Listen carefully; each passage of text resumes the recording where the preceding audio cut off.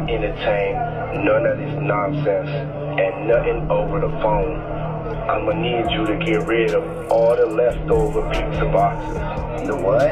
All the boxes left over from the pizza. All the boxes. Okay. Make sure you recycle the plastic like we talked about. Yeah. Did Jay reach out yet? Nah, Bob. He ghosting. What the f is this motherfucker doing? These things sweet now because I'm in here. It's all good. You about to get out on bail. No, fuck that. Hey, yo, check this out. Need you to reach out to the producer. Let these motherfuckers know there's a release date for that new Netflix movie.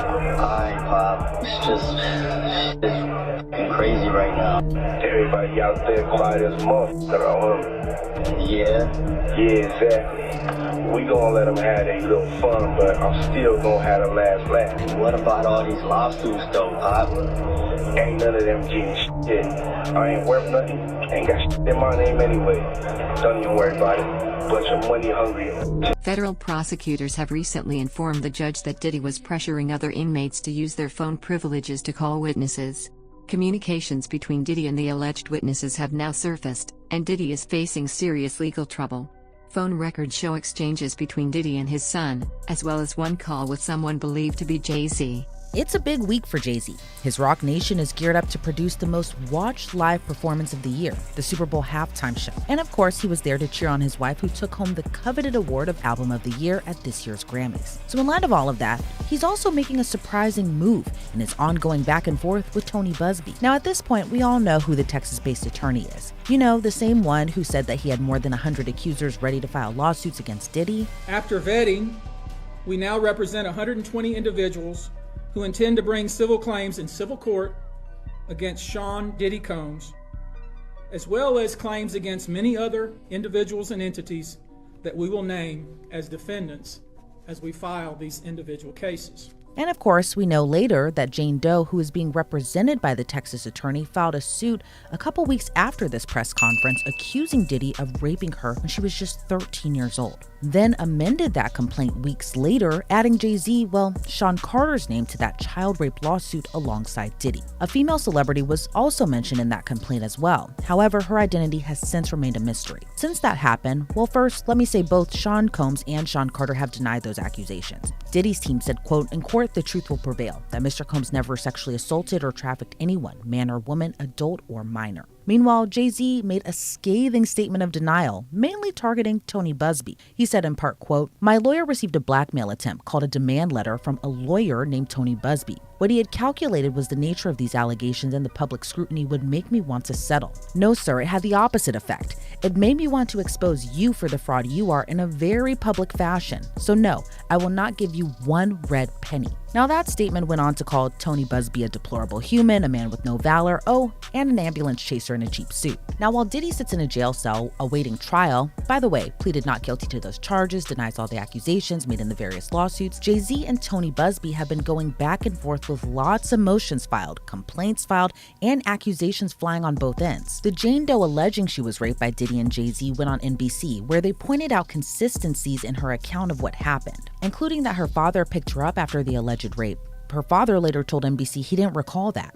She claimed she spoke to a celebrity there, but that celeb wasn't even in New York at that time. And photos showed Diddy and Jay-Z at different locations than the Jane Doe described. Now that interview happened in mid-December. By the end of that month, Jay-Z sued Busby for defamation and extortion. Jay-Z's legal team has also been pushing for the Jane Doe to not hide under anonymity. And of course, Jay-Z's lawyers have been trying to get his name off that child rape lawsuit or just have it dismissed altogether. Now a judge ruled that she can proceed anonymously for now, but scolded Jay-Z's attorneys for their combative motions and inflammatory language used against Tony Busby. Then in January, a legal petition was filed by a Texas man who is represented by Tony Busby, who also accused Jay-Z's lawyers of bribing people to sue Busby and his law firm. Prosecutors claim that Diddy used special apps to conceal the identities of those he was calling. He would also contact family members to have them add other individuals to the call, making it impossible to verify who else was involved. During these calls, Diddy used coded language and directed his associates to destroy the evidence. The call between Diddy and Jay-Z is particularly damaging because Diddy names everyone involved, including Oprah, Jay-Z, and Ellen DeGeneres, implying they are all involved in keeping quiet about the situation. It's not easy for me, for Jay, for Oprah. They still treat us like niggas. I don't want nobody to get it twisted. Whatever we are right now, we could probably be 10 times bigger. White supremacy means I'm supreme to all you motherfuckers, huh? Court documents obtained by the media offer a detailed account of Diddy's involvement in blackmail and witness tampering. Some victims of the threats reported them to the authorities, leading to Diddy being denied bail. Following these threats, the judge ruled that Diddy would not be eligible for a bail going forward. I'm Candy Whitworth here in Los Angeles, and we have breaking news right now on ABC News Live. A judge has denied bail for Sean Diddy Combs. Of course, this was the hip-hop mogul's latest bid for freedom as he remains in federal jail for his racketeering and sex trafficking case. The producer and rapper has pleaded not guilty to racketeering, conspiracy, sex trafficking, and prostitution charges. Combs was previously denied bail back in September as well. For more on this, I'm going to bring in ABC News legal contributor Shauna Lloyd, who's joining us on the phone, as well as ABC News contributor and SiriusXM radio host Mike Muse for more on this. So I'm glad to have you both here with us. So first of all, Shauna, let's jump here to you, because I'm curious at all if you're surprised by this ruling from the judge here again to deny bail to Sean Diddy Combs. No, I'm not surprised by the ruling because, as she cited in her order, there are very serious allegations about the danger that he potentially poses to other witnesses and the public at large. There are allegations that he has, been violent with others. He's also attempted to allegedly intimidate other witnesses and still contact witnesses while incarcerated, despite having an order that says he's not supposed to. So under these types of conditions, we usually find that the judge will not grant bail in order to preserve the judicial system and the witnesses and ensure that people feel comfortable being able to come to court and testify without being threatened with violence.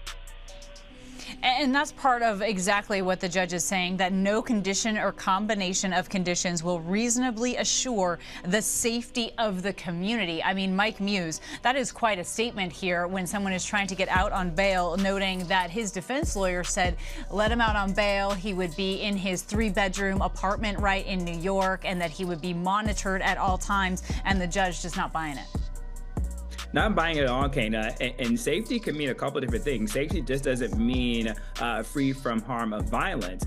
Safety can also, too, means emotional and mental dynamics that could occur by Sean Combs reaching out to potential witness to get them to possibly change their testimony, to feel threatened that if they were to come forward and to testify against him, associates on the outside may be able to get in contact with them, really making them feel unsafe to go before the court, go before jury, go before the witness stand and to testify. What we're also too seeing is the judge brought in evidence from a text that Cassie sent to Diddy after the elevator incident, where Cassie said, quote, "You are sick to think that it was okay to do what you did to me," really feeding into what the judge is concerned about in terms of physical safety. So we highlighted mental and emotional safety as well as physical safety that the judge has cited as a reason needing to keep to deny Sean. Gondil has also received calls from Diddy urging him to remain silent.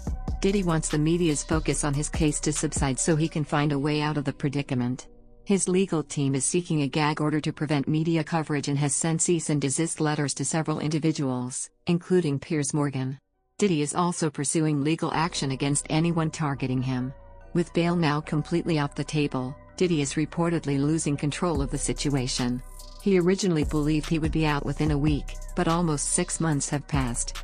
The latest decision indicates that he will remain at the Metropolitan Detention Center for at least 2 more years before his sentencing. From his $48 million Miami mansion to hell on earth where chaos reigns. Just some of the words used to describe the Metropolitan Detention Center where Sean Diddy Combs is now being held without bail after pleading not guilty to sex trafficking and racketeering charges. He is not the first high-profile inmate to pass through these walls. Ghislaine Maxwell, R. Kelly, Pharma Bro, Martin Shkreli, and crypto fraudster Sam Bankman-Fried, all as they waited for their federal criminal trials, called this jail home.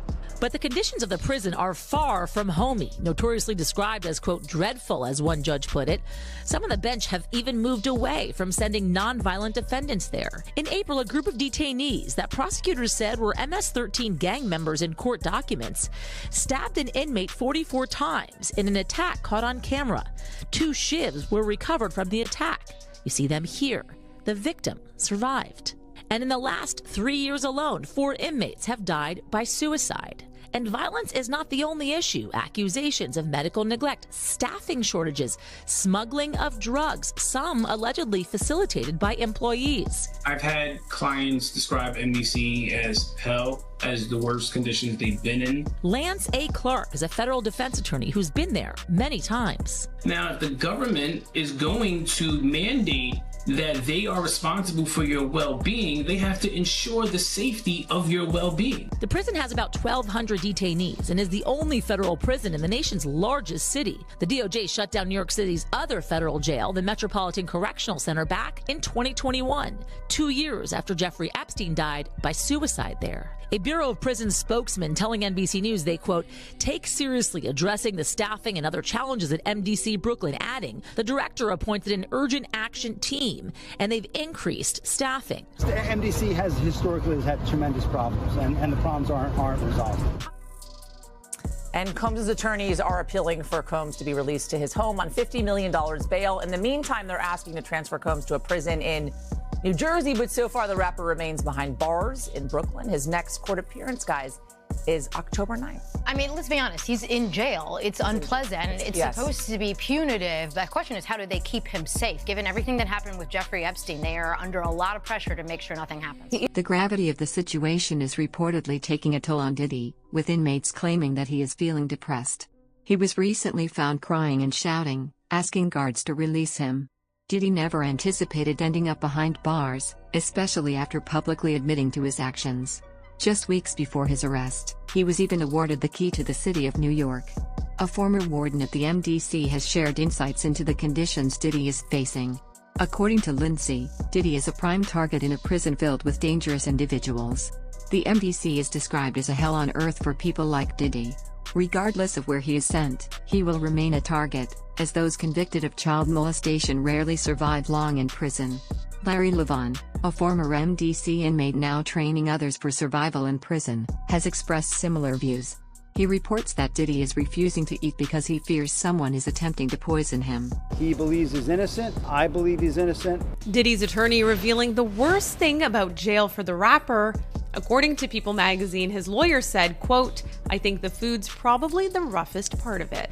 The meals are supposed to be nutritionally balanced and edible. He would receive 3 meals per day. Very basic meal expectations. Diddy's new diet going on more than 3 weeks behind bars.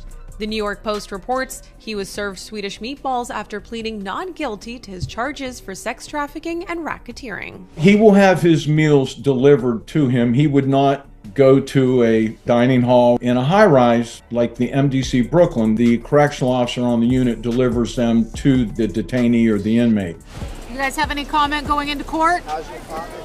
How's he doing? That's Diddy's 6 eldest children supporting their dad at court on Thursday. The media mogul's mother, Janice, was alongside her grandkids, but it's not their first public sign of support. Last week, ET learned Janice and twins Delilah and Jesse spent time at Diddy's Brooklyn Detention Center. An extreme mama's boy. We're told Diddy was able to hug his mom and daughters in the supervised visit. And with his request for bail denied, it's the new normal leading up to his trial starting May 5th. He would be locked in that cell 23 hours a day. There will be a bed. There will probably be a steel toilet with no seat on it, 3 showers a week. My advice would be keep quiet, keep to yourself. It has to be more of a culture shock than anything else. He has been ready to defend this case since he first found out about this case, and we're going to fight this case with all of our might until we don't have to fight any longer. The MDC is the same facility where Jeffrey Epstein died, and Diddy is reportedly worried that he could meet the same fate.